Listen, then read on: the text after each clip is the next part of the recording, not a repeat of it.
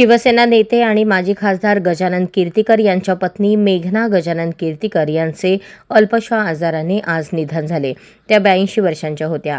आज रविवारी 5 जानेवारी 2025 रोजी पहाटे 3:30 वाजता त्यांची प्राणज्योत मालवली.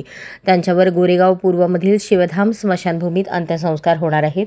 मिळालेल्या माहितीनुसार माजी खासदार गजानन कीर्तिकर यांच्या पत्नी मेघना कीर्तिकर या गेल्या काही दिवसांपासून आजारी होत्या.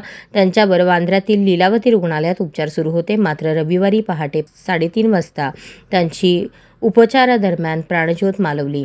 मेघना कीर्तिकर यांचे पार्थिव संध्याकाळी 4 ते 6 या दरम्यान अंत्यदर्शनासाठी त्यांच्या गोरेगाव पूर्वमधील स्नेहदीप पहाडी रोड नंबर 2 या ठिकाणी ठेवण्यात येणार आहे. त्यानंतर शिवधाम स्मशानभूमी पश्चिम द्रुतगती महामार्ग गोरेगाव पूर्व या स्मशानभूमीत त्यांच्यावर अंत्यसंस्कार होतील. अशाच नवनवीन अपडेटसाठी जनता राज्य न्यूज चॅनलला सबस्क्राईब करा, लाईक करा आणि शेअर करायला विसरू नका.